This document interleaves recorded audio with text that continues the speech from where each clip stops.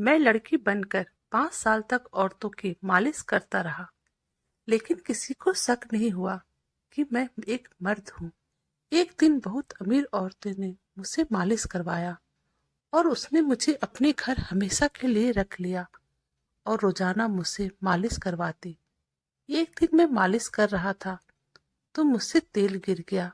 उस औरत ने मुझे अपने कपड़े दिए और कहा चेंज कर लो। मैं घबरा गया। जब मैं उसके सामने कपड़े बदलने लगा तो मेरे पैरों से जमीन निकल गई, क्योंकि मैं एक ऐसे गरीब आदमी था। इंटरमीडिएट करने के बाद मैंने नौकरी की तलाश शुरू कर दी, क्योंकि पढ़ने के लिए मेरे पास पैसे नहीं थे। लेकिन मुझे नौकरी न मिलने की सबसे बड़ी वजह यह था, मेरा अंदाज सबसे अलग था। मैं तीसरा जींस तो बिल्कुल भी नहीं था। मैं एक पूरा लड़का था, लेकिन ना जाने क्यों मेरी आवाज भी कुछ लड़कियों जैसी थी और मेरे हाथ भी लड़कियों जैसे थे। मेरे हाथ और पाँव की बनावट को देखकर गांव वाले मुझे गुलाबों के नाम से पुकारते थे। कई लोग को शक था कि मैं तीसरी जिन्स का हूँ। यहाँ तक कि मेरे घर वालों को भी काफी साल तक यही लगता रहा, लेकिन मैं एक पूरा लड़का था। परंतु न जाने क्यों मेरे हाथों की बनावट ऐसी थी, थोड़ा बहुत आवाज भी लड़की जैसी थी। मैं जिधर भी काम लेने जाता, कोई भी मुझे काम नहीं देता। हर कोई मुझे तीसरी जिन्स समझकर भगा देता। कोई भी मेरी बात का भरोसा करने को तैयार नहीं था कि मैं एक लड़का हूँ। अगर मैं किन्नर होता तो फिर कोई बात नहीं होती, लेकिन मैं तो वैसा था ही नहीं जैसा दुनिया मुझे समझ रही थी। मेरे घर में पैसों की कमी थी। मेरे घर वालों ने मुझे बहुत परेशान करके रखा हुआ था। वह लोग भी मेरे से नफरत करते थे और बोलते थे, या तो तू पूरा लड़का होता या तो पूरी लड़की होती तो हमें कमा कर देता, लेकिन तू तो कहीं का नहीं है। यह कोई और नहीं बल्कि मेरी माँ कह रही थी। जब दुनिया में इंसान साथ छोड़ देता है तो उसकी माँ उसका साथ देती है, लेकिन मेरी माँ तो मुझे गलत इंसान समझ रही थी। समय गुजरता गया और मेरी उम्र 22 साल हो गई। मैं परेशान था। मैंने उस परेशानी में अपना घर छोड़ दिया और दूसरे शहर आ गया। दूसरे शहर आकर भी नौकरी के लिए धक्का खाता रहा, लेकिन मुझे कहीं भी नौकरी नहीं मिलता। फिर मुझे एक इंसान ने हिम्मत दिलाई, जिसका एक मसाज सेंटर था। वह मर्दों का मसाज करता। तो उसने कहा, तुम यह काम कर सकते हो। उसने मुझे कहा, तुम यहाँ काम करो। मैंने उसके सेंटर में काम करना शुरू कर दिया, लेकिन वहां पर मुझे तीसरी चीज समझकर सबने मेरा बहुत मजाक उड़ाया। उनमें से एक ने तो मौका पाकर मुझे परेशान करने की कोशिश की। यहाँ पर मेरी बर्दाश्त की हद खत्म हो गई थी और उसी केंद्र को छोड़ दिया। फिर मुझे ख्याल आया, जब दुनिया मुझे लड़की समझती है तो मैं भी दुनिया के सामने लड़की बन जाता हूँ। मैंने अपने आप को लड़का साबित करने की बहुत कोशिश की, लेकिन हार गया। अब मैंने एक नया रास्ता अपनाने को सोच लिया था। मैंने एक नकाब खरीदा और नकाब काटकर पूरे तरीके से लड़की का रूप अपना लिया। उसके बाद मैं जॉब के लिए दुकानों में काम तलाश करने लगा और मुझे अचानक काम भी मिल गया। एक दुकान मालिक ने मुझे रख लिया। उसके कपड़े की दुकान थी। उसने मुझसे कहा, तुम देखने में जरूर खूबसूरत होगी। अगर तुम नकाब उतार दो तो मेरे ग्राहक ज्यादा आएंगे। मैंने कहा कि मैं पर्दा करती हूँ, मैं ऐसा नहीं कर सकती। कुछ दिन मैंने वहां पर काम किया और मेरा अच्छा खासा गुजर होने लगा। मैंने एक कमरा किराए पर ले लिया। अब मैं पूरे दिन दुकान में बैठा होता था और दुकान का मालिक मुझे बहुत हौसला देता था। वह मुझ पर इस कदर मेहरबान था कि मैं हैरान हो जाता था। ये इंसान मुझ पर इतना मेहरबान क्यों है? उसने कई बार मुझे नकाब हटाने को कहा था, लेकिन मैंने ऐसा नहीं किया, क्योंकि मैं ऐसा कर ही नहीं सकता था। यहाँ पर भी मेरे साथ वही हुआ जो मसाज सेंटर में हुआ था। दुकान के मालिक ने एक रात मुझे किसी बहाने से रोक कर रखा और फिर दुकान बंद करके मुझसे जबरदस्ती करना चाहा। लेकिन जैसे ही उसने मेरा नकाब खींचा, उसे मालूम हो गया कि मैं लड़का हूँ, क्योंकि मेरी शक्ल तो लड़कों जैसी थी, बस हाथों की बनावट लड़कियों जैसी थी और थोड़ी आवाज भी। मेरा चेहरा देखकर दुकान के मालिक ने मुझे बहुत डांटा और कहा, तुम धोखे से यह काम कर रहे थे लड़की बनकर। मैंने कहा, तुमने मुझे इसी काम के लिए साथ रखा हुआ था। अगर मैं सच में एक लड़की होती तो तुम तो मेरी इज्जत को खत्म ही कर देते। आज मैं लड़की नहीं, लड़का था। मुझ में इतनी ताकत थी कि मैं उसे धक्का देकर अपने आप को बचाने में कामयाब हो गया। और अब उसने मेरी नकाब खींची तो उसे मेरी सच्चाई पता चल गई। अगर मेरी जगह कोई लड़की होती तो वह अपने आप को बचा नहीं सकती थी, क्योंकि वह इंसान बहुत ताकतवर था। लेकिन मैं भी एक मर्द था और मेरे अंदर भी ताकत थी। मैंने खुद को बचा लिया और वहां से भाग निकला। मुझे बहुत अफसोस हो रहा था, ये दुनिया कैसी है, ना लड़के को छोड़ता है और ना लड़की को। जब मैं लड़की बनकर दुनिया के सामने जाता हूँ तो कहते हैं कि मुझे धोखा दिया तुमने, तुम तो लड़का हो। और जब मैं लड़का बनकर सामने आता हूँ तो मुझे किन्नर समझकर अलग नजर से देखते हैं। मैं एक बार फिर से बेरोजगार हो गया था, लेकिन मैंने हिम्मत नहीं हारी। इसी तरह नकाब पहनकर अपनी आवाज को लड़की की आवाज बनाकर दूसरी नौकरी करने लगा। यह भी एक दुकान थी और वहां का मालकिन एक औरत थी। तो मुझे जरा तसल्ली थी और उस औरत मुझे नकाब हटाने को भी नहीं कहा। उस औरत का एक छोटा सा बेटा था। मैं उसका बहुत ख्याल रखता था और उसके कस्टमर से डील करता था। एक दिन वह औरत बहुत परेशान थी। मैंने परेशानी की वजह पूछी तो उसने कहा कि मेरे सर में दर्द है और मेरा अंग दुख रहा है। मैंने उससे कहा कि मैं आपका सर दबा देता हूँ। मैं उसका सर दबाया तो उसको बहुत आराम मिला। फिर मैंने उसके कंधा दबाना शुरू किया और मैं यूं करते करते उसका पूरा शरीर पर हाथ पैर का मसाज के अंदाज में दबाता जा रहा था और उस औरत को आराम महसूस हो रहा था। उसने मुझसे कहा, तुम तो बहुत अच्छी मालिश करते हो, मेरा तो सारा दर्द ही तुमने गायब कर दिया। तुम्हें तो मसाज सेंटर खोलना चाहिए, तुम्हारे हाथों में बड़ा जादू है। यह मसाज सेंटर वाली बात उसने शायद ऐसे ही बोल दी थी, लेकिन यह बात मेरे दिमाग में बैठ गई। मैंने सोचा, बात सच है कि मेरे हाथों में इतनी ताकत है कि मैं बहुत अच्छे से मसाज कर सकता हूँ। लेकिन बस परेशानी है कि मैं मर्दों का मसाज करता था तो वह मुझे एक गलत निगाहों से देखते थे, मेरा मजाक उड़ाते थे। फिर मुझे ख्याल आया, क्यों नहीं औरतों का मसाज शुरू कर दूं। औरत बनने का ख्याल आते ही मेरे अंदर खुशी की एक लहर दौड़ गई। अगले दिन जाकर मैंने अपनी मालकिन से कहा कि मुझे थोड़ा पैसा चाहिए, मैं जल्दी आपका पैसा वापस कर दूंगा। मेरा मालकिन बहुत अच्छी थी, बहुत अच्छे दिल की मालिक थी। अब वह रोजाना ही मसाज कराया करती। तो उसने मुझे कहा, तुम कितने परेशान होते हो, मैं तुम्हें थोड़ा पैसा दे देता हूँ। तुम्हारा ईमानदारी का काम मुझे बहुत अच्छा लगा, इसलिए मुझे तुम्हारी मदद करने में कोई परेशानी नहीं। उसने मुझे अच्छी खासी रकम दे दी थी। मैं खुशी से चल रहा था। मैंने उस पैसे से एक मसाज सेंटर खोल लिया। औरतों के लिए मैंने यह सेंटर उधार की बुनियाद पर खोला था और भगवान से प्रार्थना कर रहा था कि मेरा कारोबार चल जाए और मैं अपनी मालकिन को पैसा वापस कर सकूं। मैं दिन को मालिक के घरों में काम करता था और शाम को अपना मसाज सेंटर खोलता और औरतें आती थी तो मुझसे मसाज करवाती थी और मैं नकाब पहने होती थी। वह मुझसे मेरी नकाब की वजह पूछ रही होती थी तो मैं यही कहता था कि बस मैं पर्दा करती हूँ। मेरे हाथों की बनावट से किसी औरत को शक नहीं हुआ कि मैं असल में कौन हूँ।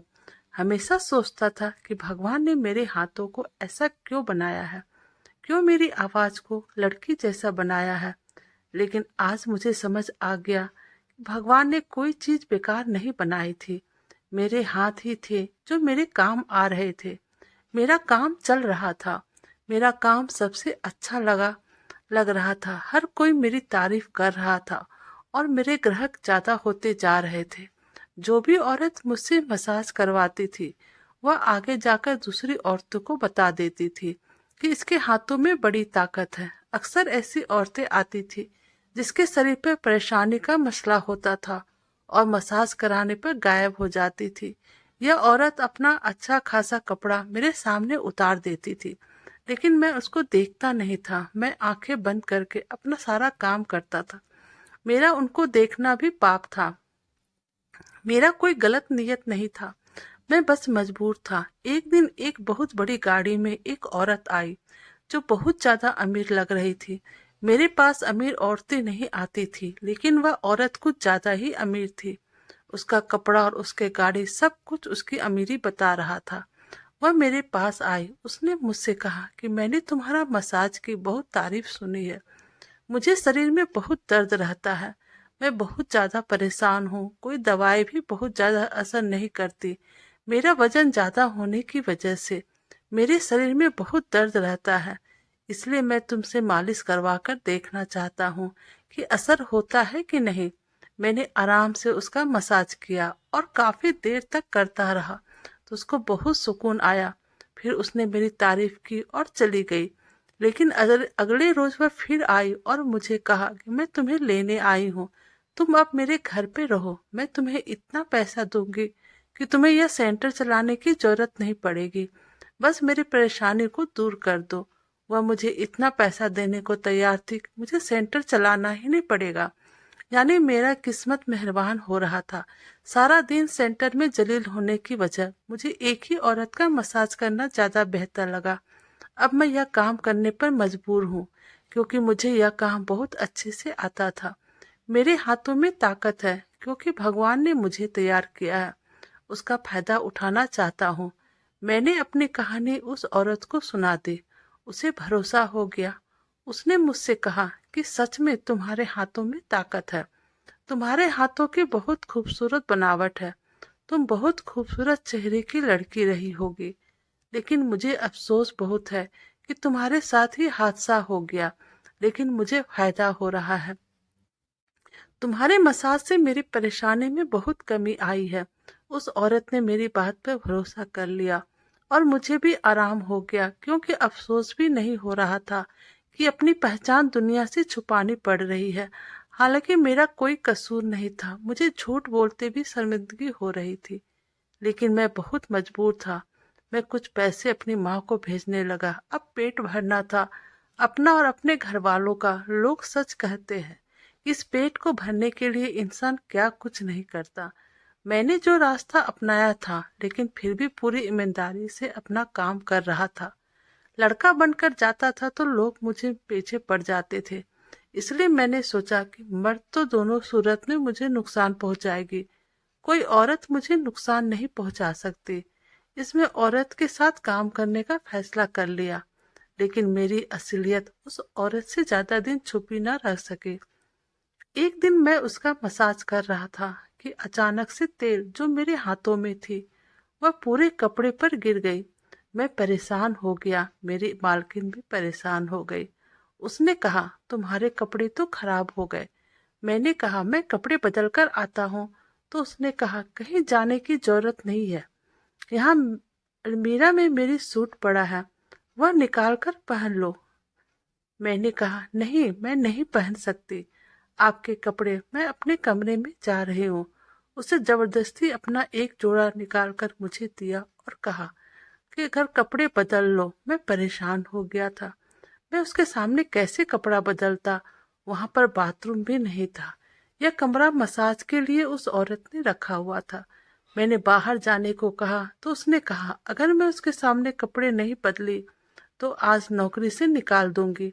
उसकी बात सुनकर मैं परेशान हो गया, क्योंकि उसकी नौकरी से मुझे बहुत फायदा हो रहा था।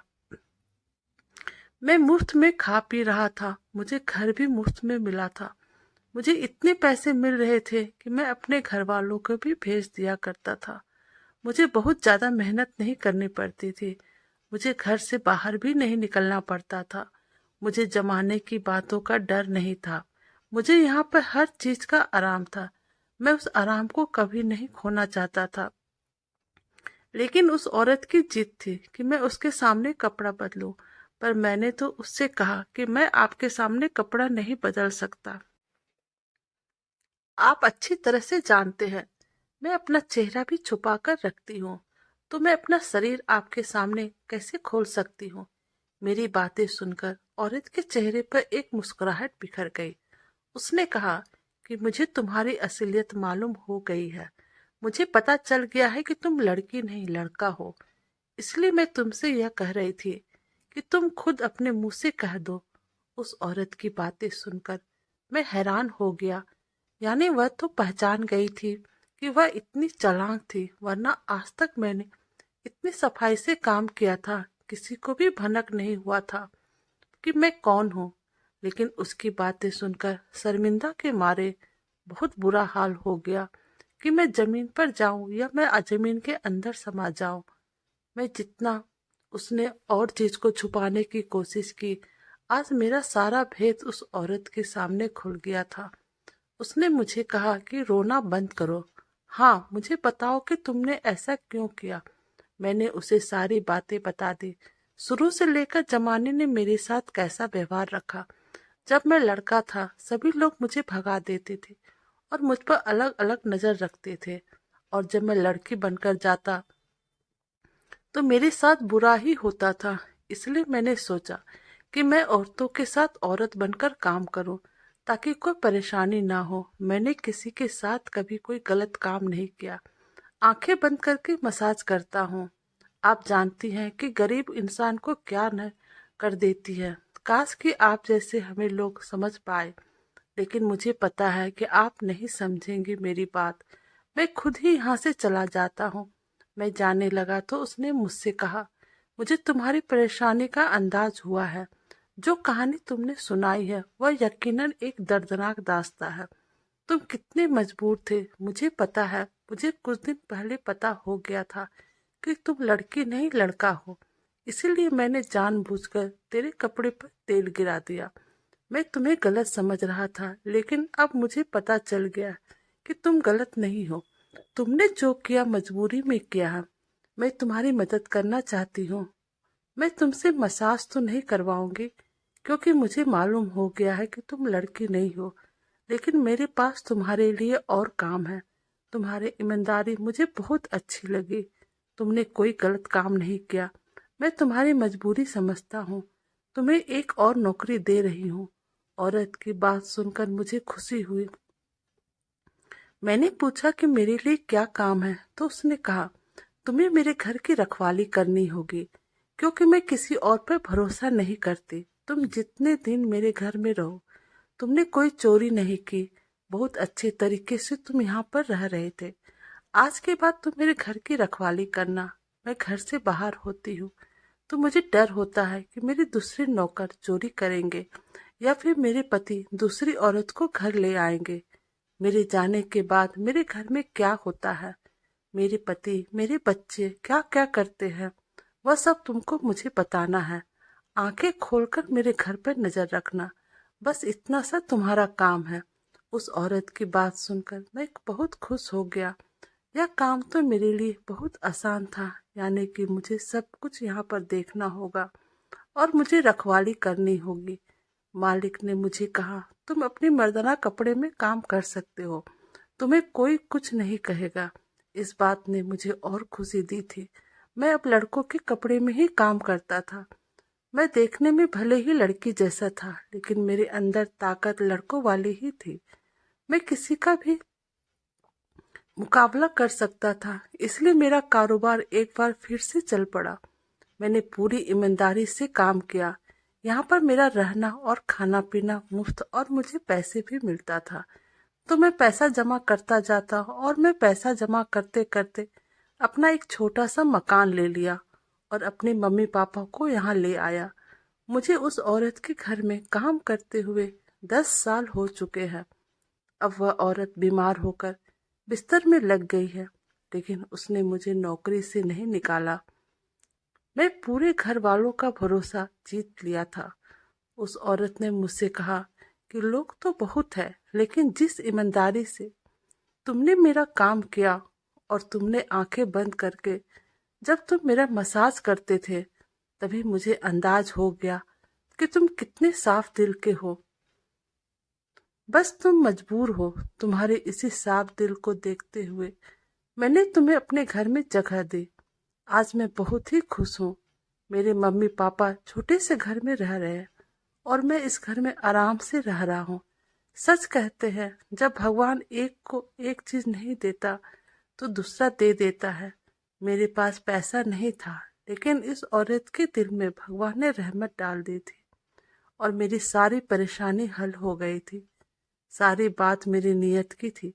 मेरी कहानी सुनकर आपको अंदाज हो गया होगा कि हम जैसे लोग जो पूरे मर्द होकर भी कुछ नहीं कर सकते और जमाना उनके साथ क्या सलूक करता है, वह लोग कितना मजबूर होते हैं।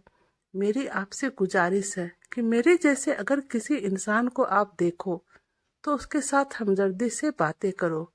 अगर एक इंसान पूरी तरह से किन्नर होता है तो फिर उसे जमाने में जगह मिल जाती है, लेकिन अगर एक इंसान पूरा मर्द हो लेकिन उसके हाथ पांव और उसकी आवाज औरतों जैसी लगती हो तो जमाने में बहुत मुश्किलों का सामना करना पड़ता है। बिल्कुल ऐसे ही जैसे पागलों के लिए एक जगह है जिसे पागल खाना कहते हैं और वह वहीं रहता है, पर किसी को कोई ऐतराज नहीं होता। लेकिन एक आधा पागल के लिए कोई जगह नहीं होता, उसके घर में और ना ही पागल खाने में। तो दोस्तों, अगर आपको हमारी यह कहानी पसंद आई होगी तो प्लीज़ आप हमारे चैनल को लाइक कीजिए, सब्सक्राइब कीजिए और प्यारा प्यारा सा कमेंट कीजिए। Thank you.